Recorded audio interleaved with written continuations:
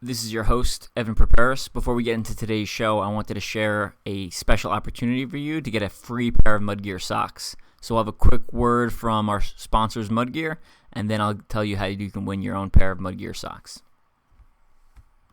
Hey guys, it's Spartan Pro Team member Ryan Kent. You may know me on social as Drop the Hammer or any of the many man bun nicknames that have been thrown my way, but one of the coolest names I get to hear is when my nieces call me Uncle Ryan. Those cuties, along with my sisters, my mom, and of course my girl Sarah, mean the world to me. That's why Breast Cancer Awareness Month is more than a mantra. Early detection saves lives. So to help spread the word, I'm rocking Mudgear's pink compressions for Breast Cancer Awareness Month. Of course they're styling all year long, but if you buy yours in October from mudgear.com, 100% of the profit goes to the National Breast Cancer Foundation. So think pink in October and get yours at mudgear.com. Awesome. Us here at Strength and Speed and members of the Conquer the Gauntlet Pro Team are a huge fan of Mudgear. As I'm releasing this, OCR World Championships is going down. So make sure you head over to the Mudgear Instagram page, because I know Brenna Calvert is doing a takeover on one of the days, and Ashley Samples did a takeover, I believe it was yesterday as I'm recording this. So if you want to win a free pair of Mudgear socks, what you want to do is head over to the Strength and Speed Facebook page, share this podcast episode, and then tag Mudgear. So once again, head over to the Strength and Speed Facebook page, share the episode that you're currently listening to on Facebook, and tag Mudgear. You want to make sure your share is public, otherwise I'm not going to be able to see it. And then at the end of the month, we will do a live drawing, and I will pick a name at random, and we will announce the winner, and you'll get a free pair of socks of your choice from Mudgear. So, yeah, enjoy the episode.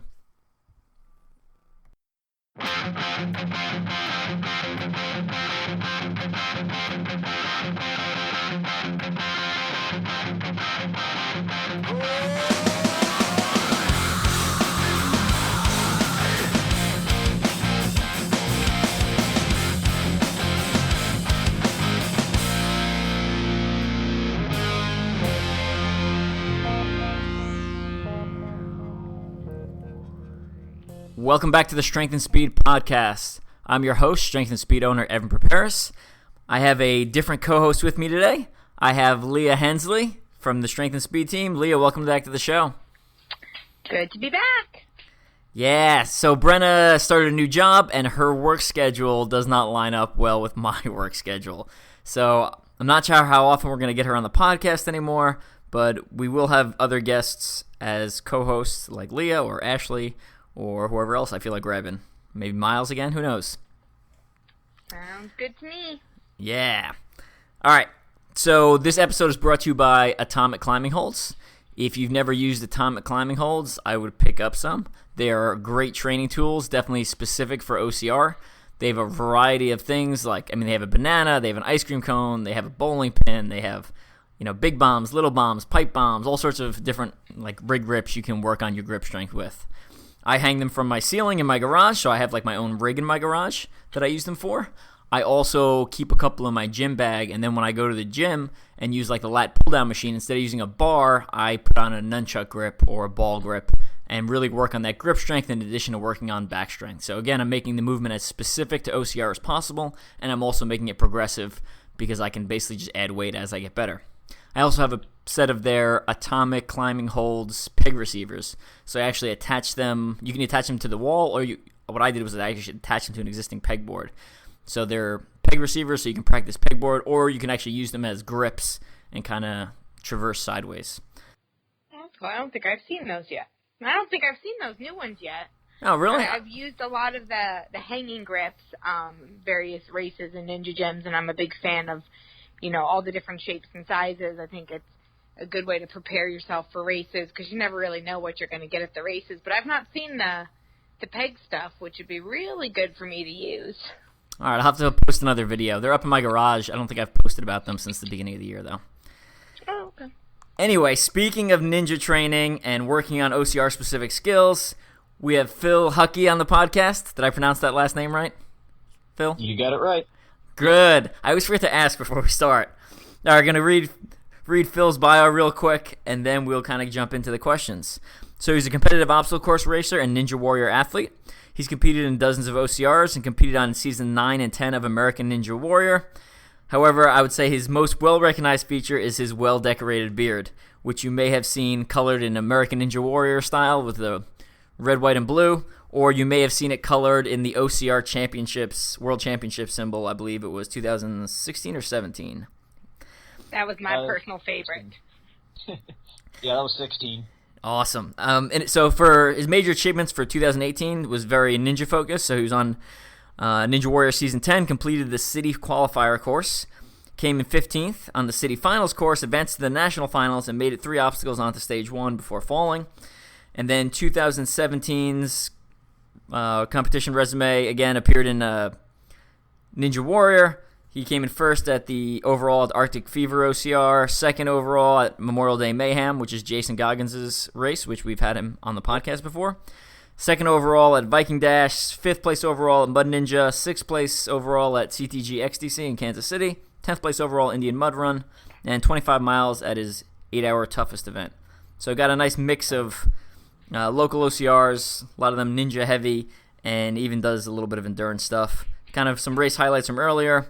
From 2016 earlier, finished 100th overall at OCRWC in Canada in 2016, 6th at overall Mud Guts and Glory, back when it was still around, 7th overall at Battle Frog when it was still around in King's Domain. The old, that was a great course. And then, 134th overall at OCRWC King's Domain 2015. So, Phil, welcome to the show. Thank you for having me. Cool, I'm excited. So for those of us listening us to the show, we're going to be talking a lot about ninja training, a little bit about OCR, and then ultimately about Phil's amazing beard, which I think everyone wants to touch. So yeah, I get that a lot. All right, so let's start off at the top. So what came first, OCR or ninja? Officially OCR. Now I've watched Ninja Warrior for pretty much since it's been on TV, flipping through, and back when it was in the Sasuke days, people were competing in Japan, watching that on TV, I was like, man, I got to do that one of these days, but that was years ago. Some friends of mine that were, I got one friend who's a triathlon guy, they invited me to a Warrior Dash in 2012, and I was like, yeah, that sounds kind of fun, why not? So I did that. It was my first ever OCR. I showed up in sandals, ran the course in that, and walked away with, oozing blisters pretty much right out of the gate. But, I did that course and thought, this is it, huh? There's got to be something bigger and better out there. And, of course, I started digging, did a couple other small ones with some friends, found the Mud Guts and Glory course, which definitely woke me up to it. Did my first Tough Mudder in 2013 or 2014. That was late October. It started out about 48 degrees. It was snowing by the time it finished with a 30-mile-an-hour wind. Oh my goodness! It was miserable, but it was a blast. So OCR definitely, as far as competing goes, that definitely came first. I started with the. I started just doing fun runs with friends, basically, and I never had any trouble on the obstacles. I was kind of natural on those, and I thought, that was my question. Did you develop the skills because you needed them, or were you already just a natural at it and just kind of expanded upon it? Kind of expanded upon it. I said the obstacles came super easy to me, and I started noticing, hey, there's this thing called a competitive wave. Maybe I could try that. And, of course, I signed up for my first competitive one and got my butt thoroughly handed to me because it's not about getting through an obstacle quick. You've got to get from one obstacle to the other quick. And I thought, I guess I need to figure out how to run. You can't walk from one to the other. Right. So my running game definitely had, it didn't exist. So I had a bit of catch-up to do on that. Had you had any running previously as far as like high school goes or college or anything like that? Or, generally Nope. Playing sports? Nothing. Oddly enough, as natural as I fell into the OCR world and the ninja world, and I really love athleticism now, in high school, you couldn't get me out there to play sports. And to this day, if you hand me a ball and expect me to throw a ball or catch a ball or play a team sport. I'm pretty lousy at it. But I've developed my running game a lot better, and I'm still good on the obstacles, so it's great that OCR is out there, and it's definitely, it's made me a more fit person than I ever would have been. It's made me, I think, a better person than I ever would have been just from all the people that I've met doing it, and all the extra challenges in life that comes along with it. I feel you on the ball sports comment. I feel my skill. I'm right there with you. My skill is in I like to call repetitive motion sports. So running, like the obstacles are variable, but at the same time they're all basically very similar. They're all kind of variants of each other. So right. If it involves doing a repetitive motion over and over again, I'm good at it. If it involves hand-eye coordination, not so much. And in fact, there was at like 2016's World's Toughest Mudder. The only obstacle I failed was the one you had to like throw a ball up onto the little catch, and it's like a grappling hook. That was the worst obstacle. I think I failed that one every time. I'm so terrible at it. I'm so terrible. Grappler, It's like, I think it's called. yeah, it's embarrassing how bad I am. And then like one time I was like, I'm gonna get it this time. I threw it and pulled my part of my back. I was like, ah! So like not only did I not get the obstacle, like I hurt myself. I ran it off. That was fine. Anyway. Well, we're all in good company then. So what did you do to help improve your running game? So I did the Mud Guts and Glory. Was my first ever one I wanted to run competitively, and I saw that they had this thing called the OCR World Championship, and I thought, well, maybe I'd like to qualify for that. It's here. I don't know why the heck there's a World Championship here in my hometown. That seems kind of weird, but I only live 20, 30 minutes away from the King's Domain course. So for me, it was like, well, there's another race coming here. I'll just see if I can qualify for that. I had to be 15th in my age group, and I came in, I think, 14th in my age group, so I qualified. And that nice. Running that first one competitively and finding out what it actually takes to run on those hills, that kicked my butt so bad that I was like, all right, time to buckle down. And I just went out and I started running, and I had no idea how to run. That's as a beginner. Somebody I was 30 years old. I'd never had any coaching or anything like that. You think running? Well, you just go out and move your legs fast. So I did what I could. I built myself up as much as I could between that spring when the race was and the Mud Guts and Glory race was, and that fall when the actual competition one was. And I definitely made some huge gains because I came in like 25th or 26th in my age group for the World Championship. And nice. I finished strong on that. And then I just kind of picked up more trail running. I started getting into the old runner's injuries. I was getting plantar fasciitis, sore knees, sore hips, IT band issues, and in becoming running. Phil, you still there? Leah, are you making like a protein shake over here? What is going on in the background? I will get out of the kitchen. All I can hear is you like moving shit around. Yeah, all right, Phil, I got you. We got you now. Sorry. My phone dropped. I'm not entirely sure where. Okay. But anyway, I started running into the runner's issues and then started doing the research and watching the videos and asking the people that I know that are big-time runners, hey, what am I doing wrong? And one thing that definitely helped was getting some YouTube videos of, like, Mo Farah doing some running and then videoing me doing some running and saying, well, that's his gait. Here's my gait. Wow, that's different. I need to change. And it helped. It definitely helped. It's really impressive that you took those steps to do that. I mean, I think a lot of people just go into the same mentality. I mean, I know I was. I didn't have a running background at all, and so I was like, well, I just need to go run and run a lot and run every day. And like you, I had the same problems. I was, blowing out my knee and having ankle problems and had no idea what I was doing. And there's a lot more to it, There's this absolute thing where, everyone's like, oh, well, I need a coach for swimming or I need a coach for, other sports, but I don't need a coach for running because everyone knows how to do it, right? And you just move your legs fast, right? Right.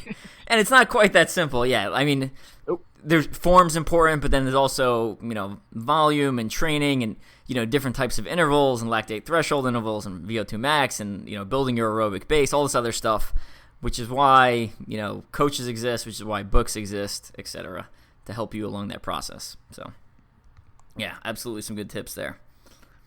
So why focus on OCR versus Ninja or vice versa? Because it looks like you were focused on OCR about 2 years ago, and then you made the switch to Ninja this past year or two. Yeah, I was definitely very focused on OCR, even up through I had this season, 2018, pegged as I wanted it to be my kind of peak OCR effort. I spent I had some good results last year in my racing. I knew I could push it a little bit more, and I spent the entire winter deconstructing my stride, looking at my training volume, and really grinding out the miles, grinding out the repeats, completely changing my stride and my form, which definitely helped with the injury aspect of things. And I came out of the winter, I was raring to go, I was ready to go. I got the call to Ninja Warrior. I kind of backed off on my running a little bit to make sure I was getting my upper body done for that. I showed up to the Ninja Warrior course, and the magic happened, and next thing I know, I'm on my way to Vegas, or at least I know I'm going to have a trip to Vegas coming up soon, so I kind of put the OCR stuff on the back burner for the rest of the season just to really focus and make sure I was I was in the best shape I possibly could be to do the Ninja competition. It kind of, I say it ate my OCR year. That's for sure. How confident were you going into that first Ninja run? Like, that's got to be a daunting thing. Like, I mean, was it just a matter of, well, at least I'm going to give it a try, and I'm going to be on TV, so, we'll see what happens? Or did you go in there like, this is happening, I'm going to Vegas? So last year, I competed in Cleveland, and it was kind of hey, I finally made it. I finally get a chance. We're going to see how well we do. And, it was completely overwhelming experience to be on that course. And, I was nervous as all get out, and I didn't do very well. But, I was certainly hooked. You get onto that stage, and it's like, I definitely want to come back to this and do better next year. So I kept my training up. Now, this year, I got to Indianapolis, I saw the course, and I had a good feeling about it. It didn't look too bad. I wasn't terribly scared of anything that they had built yet, at least for the city qualifier. And I stepped on there. It's still for me, it's a huge amount of stage fright to be up there. You step on there. There's thousands of people watching you. I had some very well-respected ninjas there watching me. I've got millions of dollars of camera and lights and equipment. I've got my family there, and everybody's waiting for the show.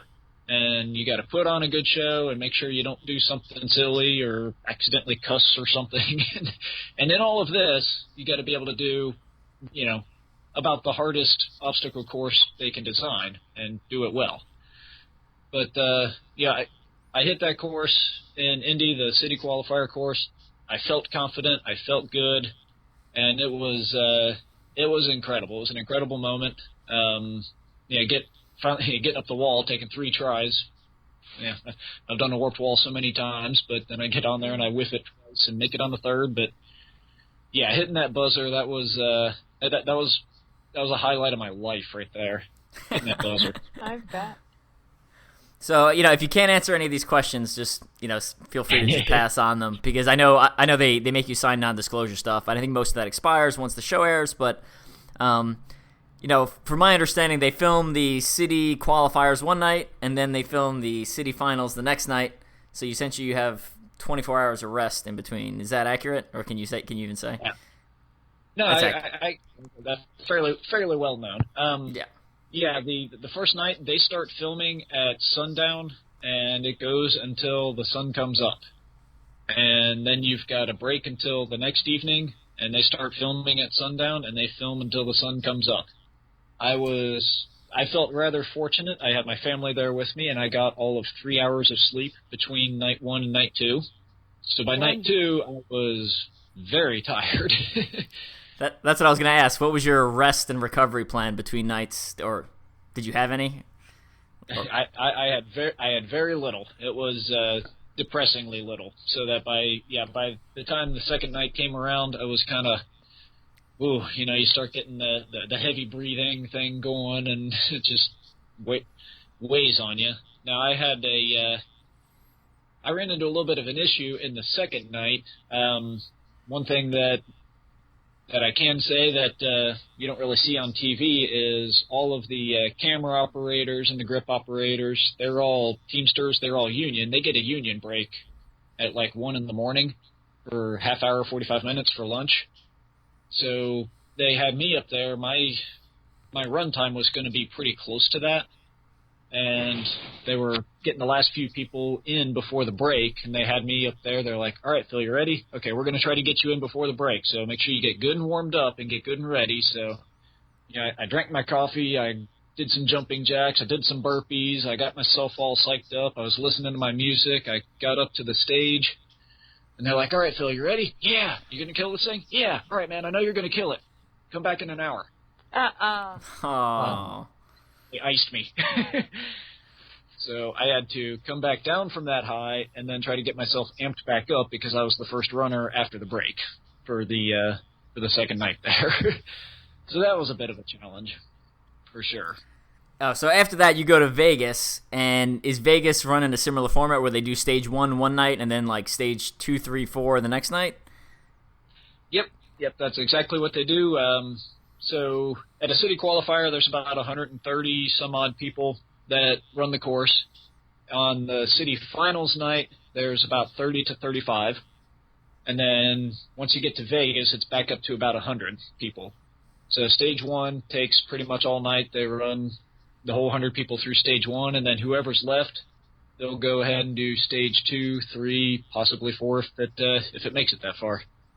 Yeah, I was going to say, that's even more impressive because I don't think people realize that they're filmed like back to back. So you have stage 2. So the guy like Isaac Caldiero and Jeff Britton, when they did stage 4, they'd already done stage 2 and 3 that night, and then stage 1 the previous night. So it's not like, oh, I'm well rested, I've had a good night's sleep, I'm ready to go. It's like back to back. Yeah, it's back to back. You get that adrenaline rush to do the course, and then like you have that dip of your body like rebounding. That's got to make it hard to like get amped up again.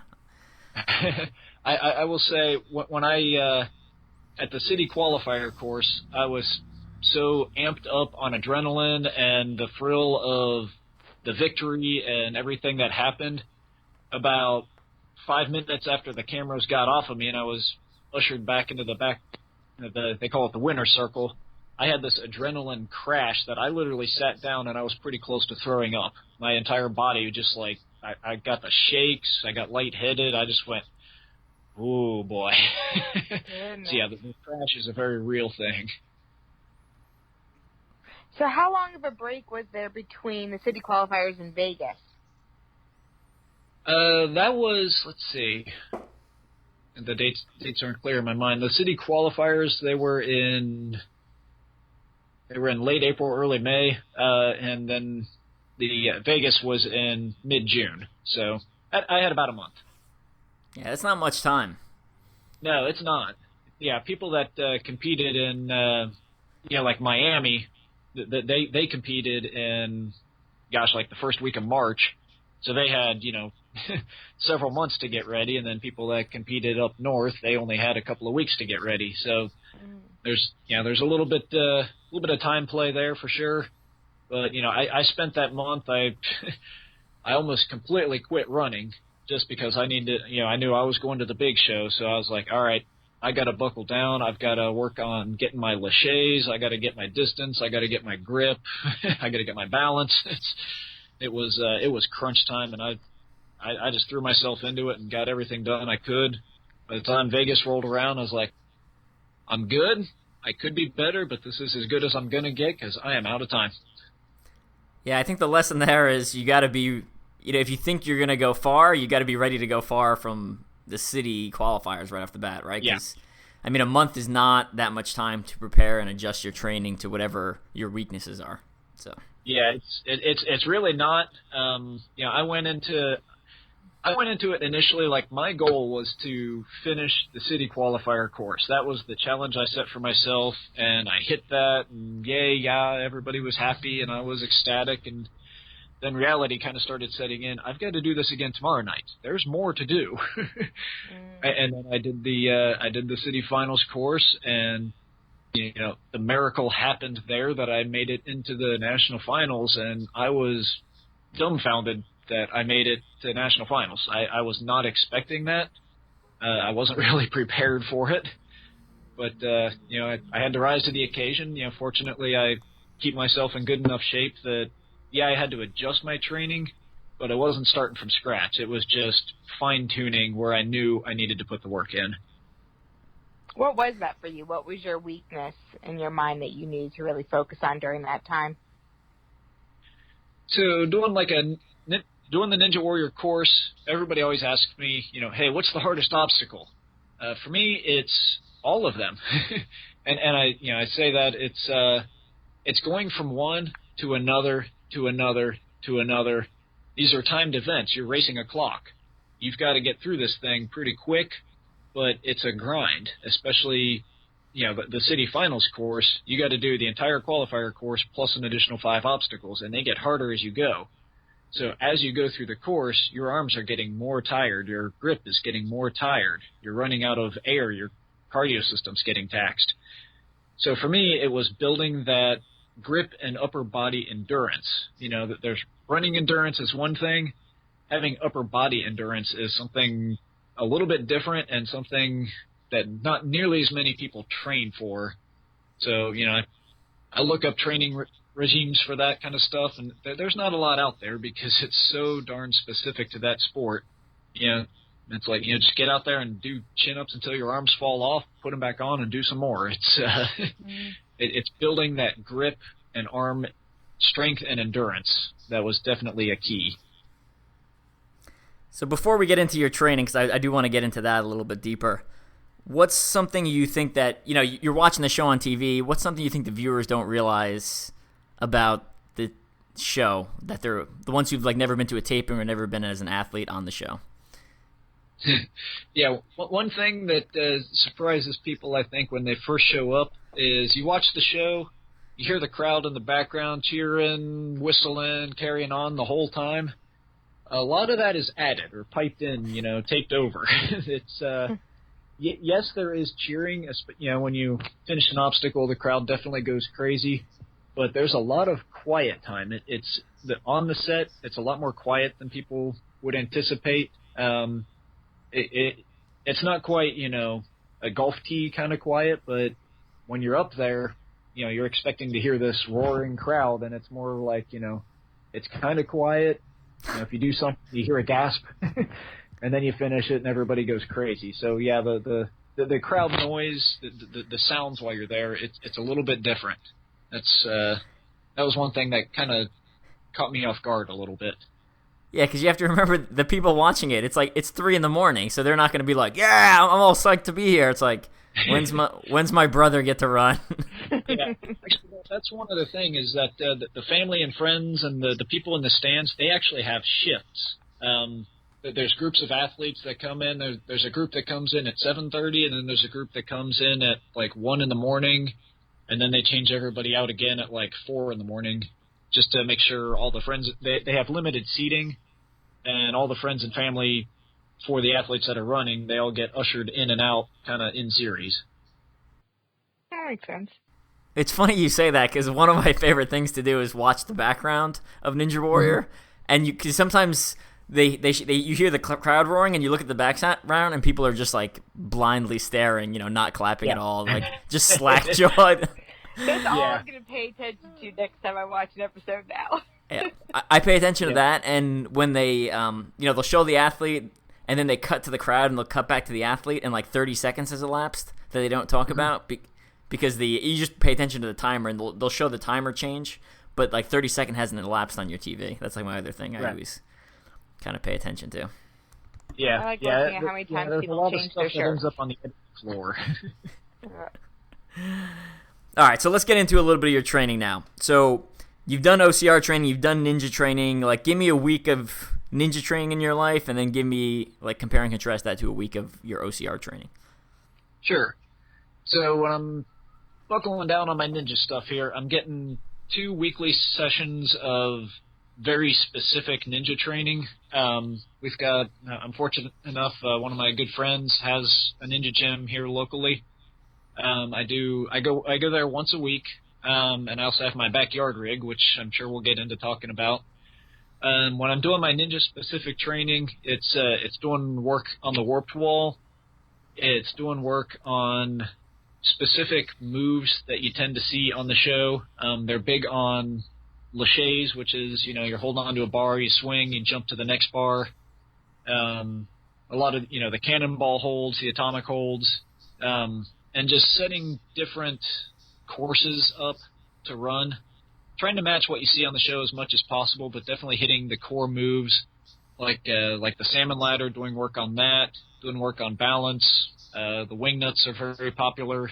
That's the side lache jump. So I do at least, I usually get 1 or 2 of those in a week. I definitely still keep up one day in the gym lifting weights, and I focus that on my legs. I'm doing squats, deadlifts, do a lot of box jumps, that kind of thing. Yeah. It's in ninja, and actually failing on that warped wall a couple of times kind of opened my eyes. Like, I had spent so much time focusing on making sure my grip and my arms were strong. There's a couple of those obstacles. You've got to have that leg strength, and I had kind of neglected that, and that came back to bite me. So I'm making sure now that I'm getting at least once a week into the gym to keep that leg strength up, to keep that core strength up. It's not just all about grip. You've got to have the leg strength to do some of this stuff. And I'm still getting at least 1 run a week in, usually, wherever I can fit it, 4 to 10 miles, road, trail, whatever I can shoehorn into my busy schedule, to keep the cardio up. Going through the ninja course, some guys train cardio, some guys don't. I definitely like to. I think it keeps me having a good base. You can catch your breath a little bit faster after a particularly hard obstacle. So I definitely try to keep up on that. Cool. And then what does that look like compared to your OCR training for a week? So when I was doing my OCR training, I was definitely more running. I was doing a run session 3 times a week. I would do a speed work. At one point, I'd do repeats for some speed work here just in my neighborhood. I would try to get at least 1 trail run a week in, and I would also get at least 1 long run of at least 10 miles in. And I would do a lot of intervals with my backyard workout setup that I have. I can run through my neighborhood. I'm blessed to have exactly quarter-mile distances between stop signs, so it's easy for me to measure my distances.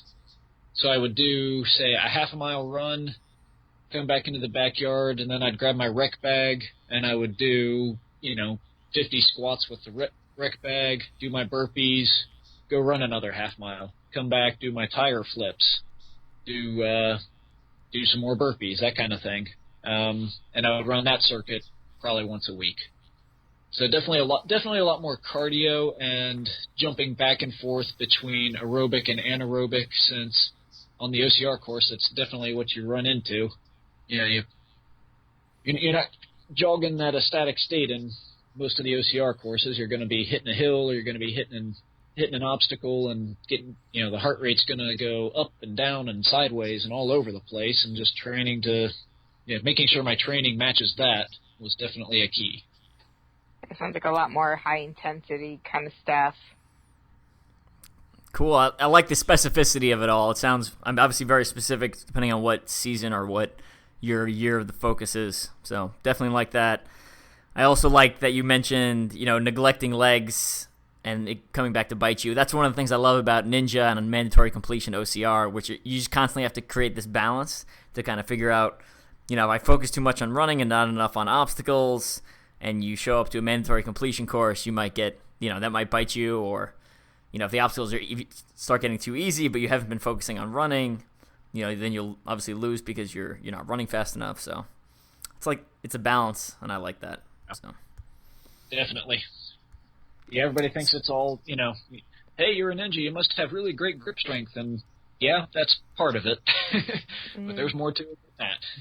And just getting out there and messing up on one or two things is a surefire way to figure out what you're lacking in your training. For sure. So since we started talking about it already, tell me about your backyard rig, because I know it's pretty unique, and some of your holds are even more unique. Yeah.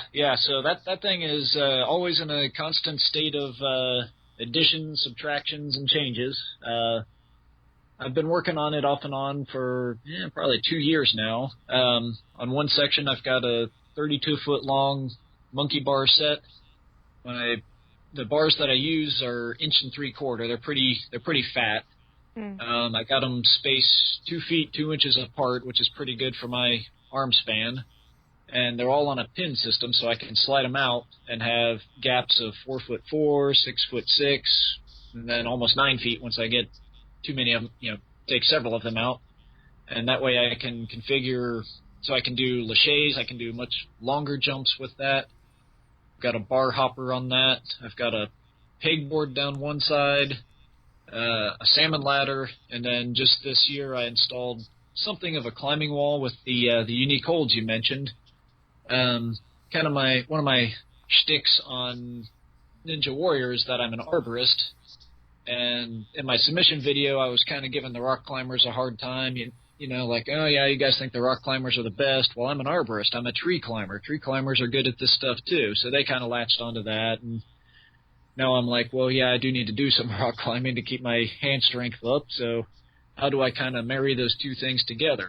So at work, we're cutting up trees, and I'm looking for oddly shaped pieces of wood, different knots and knot holes and twisted pieces that are interesting to look at and certainly interesting to grip. And I cut those up. I got them polished and then screwed them onto the board, and those are my rock climbing holds. They are chunks of tree branch. It's very unique. I've had several rock climbers come over and try it out, and they're like, this is actually pretty legit. This really works. So I don't know if I'm going to start a line of them or anything, but there you go. A lot of fun because, if I'm at work cutting stuff up, I'm like, ooh, that looks like a good one. I just go ahead and take that chunk home and work on it, and I can configure this thing however I want to, and it's something different every time. Yeah, that's pretty cool. So when you're building this giant backyard contraption, did you make up the plans yourself, or did you download them off the internet? How did you start building this thing in your backyard?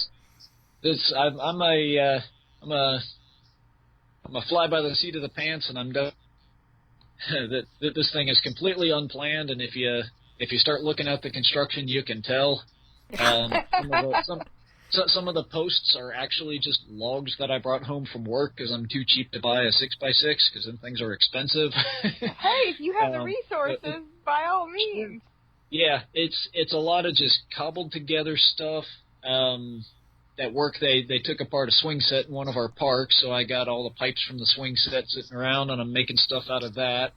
So yeah, it's definitely a homespun operation. It takes a little bit of engineering thought and work, and kind of like, well, maybe if I get some duct tape on this part here, it'll go better, and it just kind of works. I mean, I've had like ninja groups and parties over here this summer. I hosted a ninja party. We had 30 some odd people out here, and everybody was climbing and swinging on the thing, and it holds up great. It's pretty impressive. Yeah, it's a lot of fun.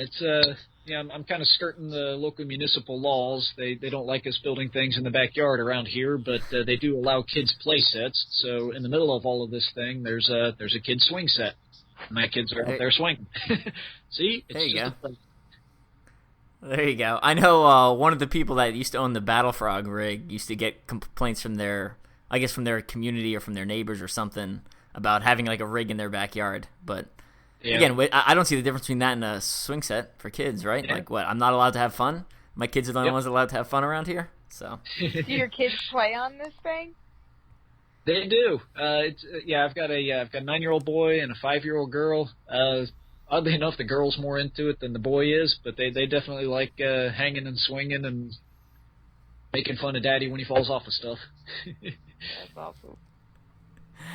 All right, now let's talk about your beard a little bit. So your beard is massive. That might be an understatement. So how long is it from like your chin to the bottom of your beard? And do you cut it? Give me some beard facts, yeah. Sure. If I straighten the thing out, it's we're probably 10 to 12 inches at this point. Goodness, how long have you been growing it? So I've had a beard for about 9 or 10 years. Probably about 3 years ago, I decided, you know what, we're going for broke, and I just quit cutting it.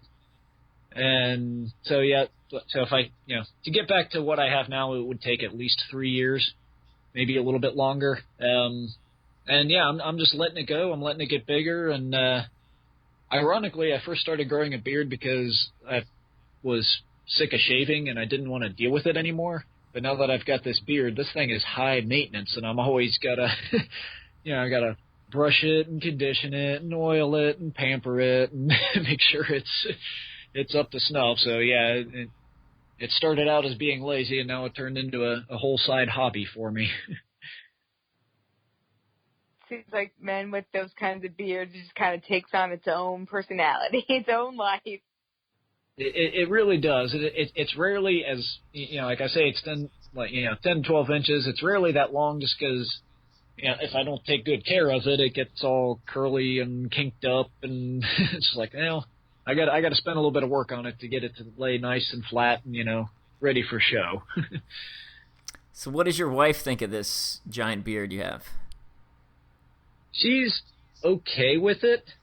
Sometimes I wake up from a nap and she's standing over me with scissors, so I'm not entirely sure what to make of that. My daughter has never seen me without a beard. I've got a wedding picture hanging up on the wall of me when I didn't have a beard, and she gets this puzzled look when she looks at it and says, Daddy, where's your beard?" And I say, "Oh, I just wasn't wearing it that day." "Oh, okay." If you ever shave it, you need to do videotape her reaction when you walk out. Because if you've seen those videos on the internet, they're hysterical. Yeah, those are awesome. The last time I ever shaved it was my boy was pretty little, and I asked him if I could shave my beard, and he said, "No, Daddy." But a couple of days later, I did anyway when he wasn't home. He came home, looked at me, started crying his head off, and he wouldn't talk to me for 2 days. So I was like, all right, I'm back on. So what do you think? I mean, I'm assuming you watched the whole bet between Ryan Stratis and I can't remember who the other one was about shaving the beard on the show. Mm-hmm. Would you ever do something like that? Have you ever taken a bet? At this point, no. Nobody touches the beard.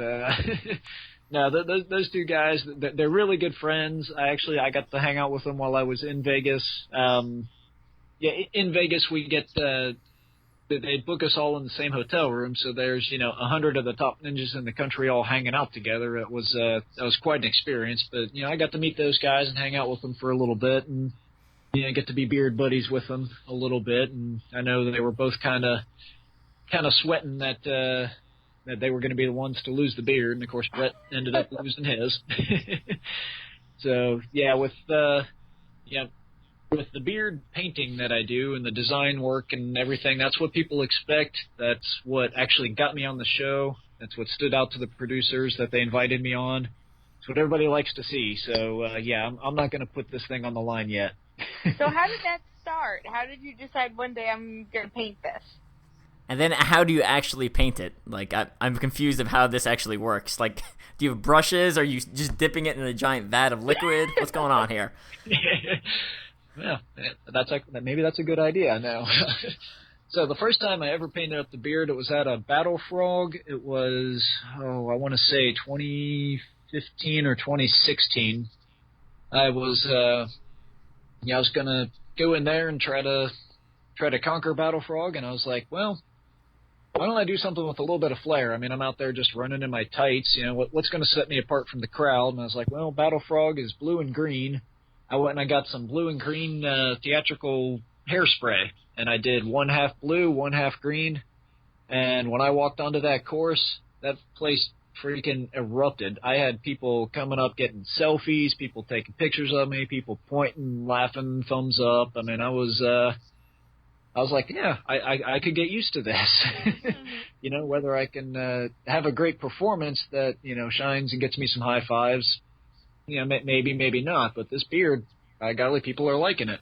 It's making everybody smile. Everybody's having a good time. So I started with that, just kind of kept with solid colors for a little while, and then I kind of started thinking, well, how can I get a little fancier? So I started getting the cardboard out and the X-Acto knife out, and I start making stencils, and that's how I do it now. I'll do base colors, and then I'll put a stencil over it, and it's just colored hairspray. Spray it on, different layers, layer the colors, layer the patterns. It stays put pretty well even in the water. You know, if it's a real intricate design, that'll start washing out a little bit to kind of solid colors. But it doesn't really come out until I put soap in it, and it'll take 2 or 3 washings, and out it comes, and I'm back to just being regular Phil with a big beard. That's pretty impressive. I gotta say, some of the designs I've seen you pull off, they're fun. Yeah, the OCR World Championship one, like, it's the legit OCR World Championship symbol, Letters like, on your all. beard. Yeah, it's, like, insane. Yeah, So. I really enjoyed that one. That's the one I think that has been the most popular for sure. I put that in there. I walked out of the hotel, and my wife was laughing at me. I think I got 30 to 40 selfie requests between my hotel room and getting up to where the start line was. She thought it was hilarious. Your wife just roll her eyes at you? Pretty much, yeah. But she kind of digs it, I think. All right, so one more beard question. What, for those men that are growing their these voluptuous beards out, what is the number one beard care product you recommend? Or it could be like a suite of products here. Well, for caring for your beard. Don't use regular shampoo. Facial hair is prone to drying out. Get an all-natural shampoo. Use a good quality beard oil or a wax-based beard balm. I'm a beekeeper as well to everything else that I got going on, so I've got access to a ton of beeswax, so I make my own beard balm with that. Keeping it oiled and or waxed just to keep the moisture in the hair, to keep it from getting too brittle and too split, and just keep it brushed down good, and yeah, that's about it. It does its own thing. I feel like you need to start a natural OCR / ninja line with like your beard balm from your beeswax, and then like maybe honey for fuel, and your arbor holds for climbing. Like, I think we can create a whole business model here out of this. Sure. Yeah. I've kind of got my own little world that I've built here. It works great for me. If anybody else wants to come in, great. I'll show you how to do it. It's fun. All right, a couple more questions, and then we're gonna call it a day. I know you recently completed War X, or participated in War X. Can you tell us a little bit about that? Okay, so War X has a couple of different things going for them. They hold, your usual OCR races that you're used to, maybe 4 to 10 miles with obstacles to climb up, over, down, and through on some really good terrain. They also have survival weekends. These are more like live-action role-playing games. They give you a scenario. They stick you out in the woods, basically, with your team, and you get somewhat of a scavenger hunt. They give you operations that you got to go do, and all the while they have bad guys out there that you've got to evade. You've got to avoid capture. You've got to get your objectives completed. You've got to take care of your teammates. It's a very, very challenging thing to do. And these guys put on one heck of an event. It's very top notch. It's very professional, and it's very believable. If you're going to go into this thing thinking there's going to be, a couple of guys, hey, stop there. No, these guys, they will come flying out of the woods and tackle you, and they do, in fact, use stun guns. They use airsoft rifles. I actually did get captured this time. At one point, I was handcuffed, blindfolded, and stuck in a cage. And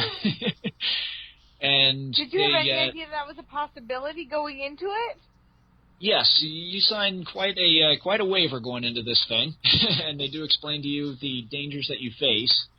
The property that they have these events on, it's a little over 1,000 acres. I mean, we're talking almost 2 square miles of some very incredibly rugged terrain, very steep hills, rock outcroppings, swamps, rivers. It's an incredible place, and it's an incredible time. It's very challenging what they have you doing. You're with a group of people. The first event that I did there, I didn't know a single person. By the end of it, I had 8 new best friends, and we are still friends to this day and keep going back. It's quite a thing. You really need to check it out. You will be doing obstacles in it. They do have obstacles that you got to use to get across the rivers and some of the bigger ravines and canyons and stuff. You will be covering miles, sometimes at a crawl if it's thick brush, sometimes at a dead run if you're trying to get from one area to another. This past weekend, I probably put in 10 to 15 miles, and I am certain many thousands of feet of elevation change over 24 hours. They give you a packing list. You go in with what you are allowed to have, and they do not let you bring food in. You're not bringing your energy gels or anything like that. Part of what you got to do is find your resources. They'll have food dumps that you've got to locate and get, and that's the food that you eat. And so there'll be MREs, and sometimes there'll be the gel packs and energy drinks in there too. So it's how you handle things and how you do is up to you. Their big thing is adapt and overcome. Things change. It's quite an event, and I can't speak more highly of it. But it's definitely a challenge. Now, how long is the event? The one that I just did here this past weekend was 24 hours. So basically, we showed up at 9 o'clock in the morning. We had a couple hours worth of training, orientation. You're finding your way with maps and compasses and GPSs. There is no such thing as a marked trail. And if there was a marked trail, you don't want to be on it because that's where the bad guys are going to be waiting. So we show up. We get a couple hours worth of training. They give us the scenario. In this case, it was the apocalypse. A domestic terrorist group had set off a dirty bomb virus thing somewhere, and society was breaking down, and the bad guys had taken up residence here in this corner of Ohio, and we had to go in, find the cure for the dirty bomb thing that they set off, and also eliminate their supply. So there was actually explosives involved. At one point, I was running through the woods with about 2 pounds of tannerite, and we had to go locate where their cache was, set it up, shoot it, and make a very large explosion. We put a hole in the earth. It was something. There is live fire involved. This is like escape room meets like a military, selection meets I don't even know what. Yeah, it's all of those things.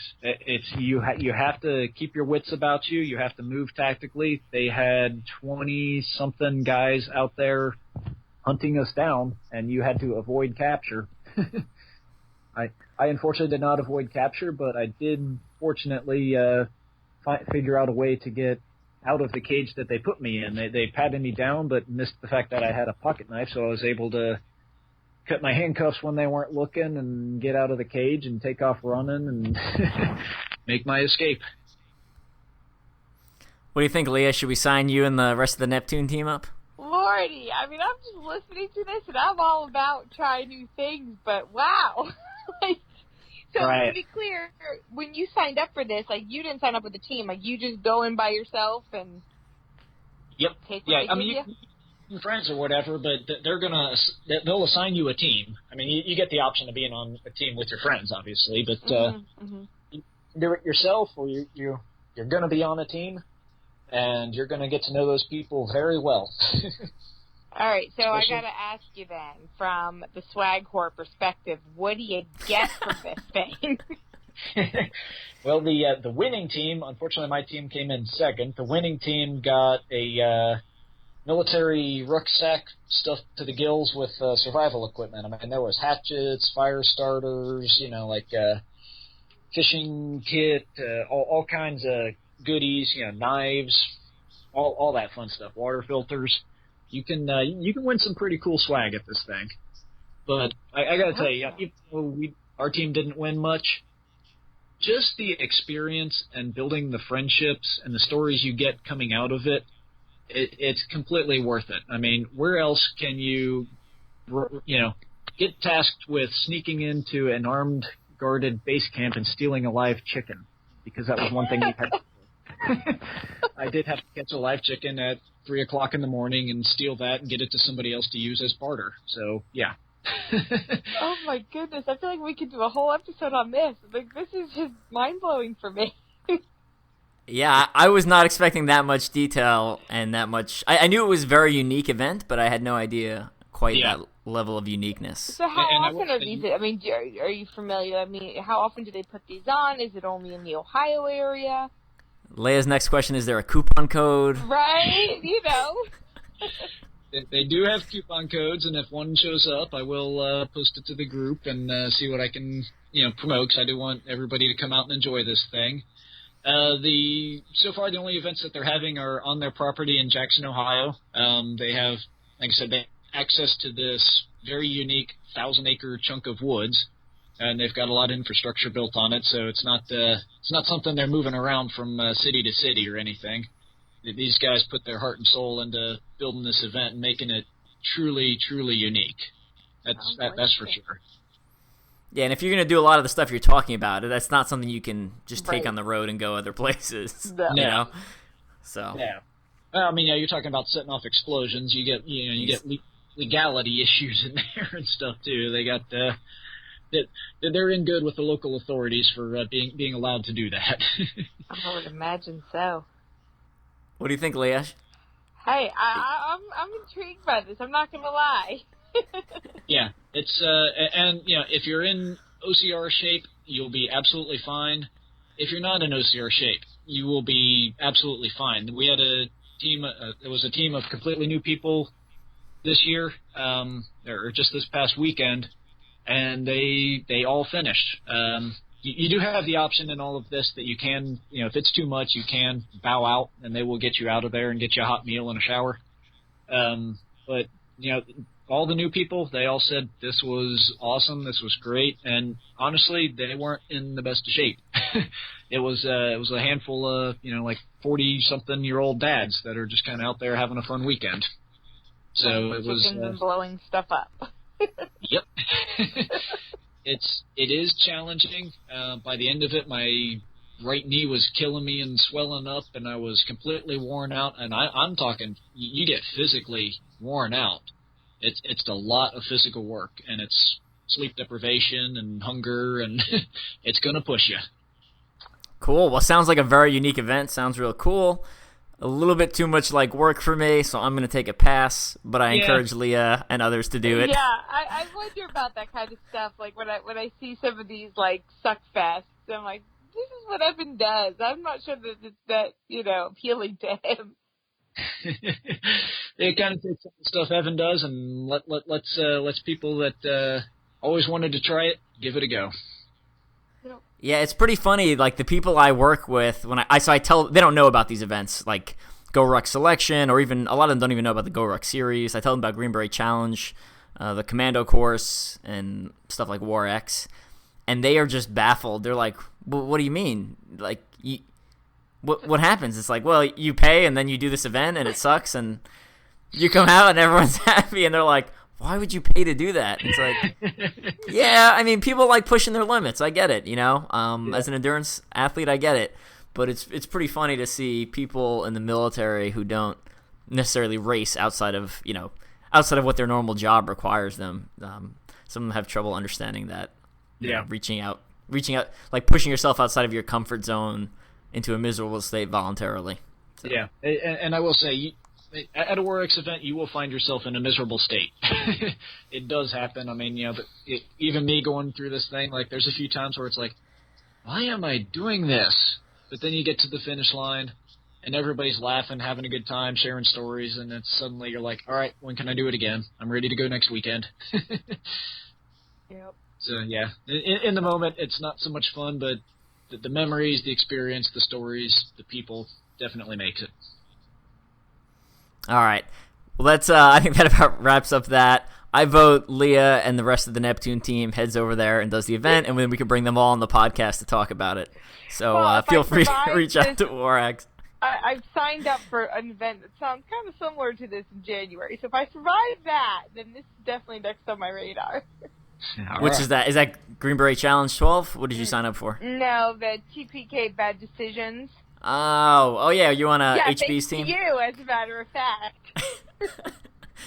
Don't let me down. I recommended you. I know. I heard. That's how I got into all this. All right. Let's start closing it out because we're at about an hour. So since we have 3 people on the podcast, let's do tell us one thing people would be surprised to know about you. I'll start off with whoever's ready. Phil, maybe? I already leaked mine. I'm a beekeeper. Okay. That's pretty cool. I manage 30 beehives. Leah, what do you got? I am not afraid of pretty much anything. I will do just about anything there is. Except for my biggest fear and phobia, like truly phobic, are mice. Like, freak out, definitely afraid, can't be in the same room, not cool. But I'll be electrocuted, I'll be iced, I'll do whatever. But if you put me in the same room with, like, a mouse, I'll lose my mind. Huh. I'll have to remember that and sneak one into your sleeping bag. Well, it's funny because when we were at, as a matter of fact, in King's Domain, when we were at World Championships in 15, we were there and we were getting ready to go to bed. We were in one of the cabins on site and there was, the whole crew of us. And all of a sudden, out of the corner of our eyes, we see this mouse scurry across the windowsill, and I lost my freaking mind. Didn't sleep at all. It was awful. Everybody was laughing at me, but it was terrible. I would have paid money to see that. It was terrible. They still tease me about it. All right, we'll go with, for me... What you got? So for work, we do airborne stuff, so essentially you have to jump out of a plane with a parachute, and it's static line parachuting, so when you jump out, essentially your parachute is attached to a string, and as you fall, it kind of pulls the parachute out, so your parachute opens almost immediately. So you're free falling for like 5 seconds-ish before your parachute opens. You're jumping from real low, like 1,200-ish feet, versus skydiving, which is like much higher, whatever, like free falling for a long time. And I actually don't like it, not because, like, I enjoy jumping out of the plane. I think that's very thrilling, and you get that adrenaline dump, but the military parachutes are designed to get you to the ground as quickly as possible so you don't get shot while you're in the air. So when you get to the ground, you need to, like, it's called parachute landing fall, PLF. So you kind of hit and then roll so you don't break your legs because you can't land standing up. Like, that's not a possibility in most conditions. So you have to kind of, you hit and roll, and that's the part I don't like about jumping out of planes. I'm always afraid I'm going to, like, bust my ankle or something, and then, like, there goes my OCR season or whatever else I was training for. So I don't like jumping out of planes, not because of the jump, but because of the landing, you kind of land like a bag of crap every time. So. I'm actually going skydiving for the first time this Sunday, so. Oh, really? But I get to be tied to somebody, so hopefully they'll take care of that. You'll be tied to someone, and you'll free fall for a while, and then when you get to the bottom, they flare the chutes, so you can actually, like, land standing up. Versus these chutes, they're not as steerable, right? Because typically we're just chucking people out of the plane, like, as fast as possible, right? Because the idea is to get as many people on the ground as quick as possible, which is why the plane flies super low, which is why the chutes aren't too steerable, because you don't want people steering into each other. but you want them a little steerable so you can avoid midair collisions type thing. So it's kind of a little bit different than civilian parachuting. Yeah. And so that's. I don't like jumping out of planes because I don't like hitting the ground. If it wasn't for that landing, the fall is great. Yeah. If we could land into like foam pits, that would be like great. But yeah, I still do it anyway, so it is what it is. Actually, I'm not really jumping right now in the job I currently have, so a little less exciting and a little less risk for injury, which I'm okay with. Yeah. But I get paid a little bit less, but whatever. Trade-off. Yeah. All right. I think that about wraps it up. Before we go, Phil, any final shout-outs you want to give? Friends, family, sponsors, etc.? I got to give a shout-out to Nathan and Sam, the fellow Strength and Speed people. I've been racing with and against them for a while, and definitely got to say hey to them, and hope to see them out on a course here soon. Sounds good. And Leah, what do you got? Shout out to my crew, Neptune team / we are now a new racing team, the Alpha Racing Team, so you'll see us around back in the black and yellow. And then shout out to my sponsors, Sports Kills and Pickle Juice Sport are my two main ones now. So yeah, that's about it. Cool. And as we're recording this, I'm down to one set of Bleg mitts left, so I'm assuming those are going to be gone any day now. But I do have plenty of copies of Mud Run Guide's Ultra OCR Bible. So I would head over. One, I would listen to Jason Rulo just started releasing the World's Toughest Mudder Cliff Notes podcast on SoundCloud.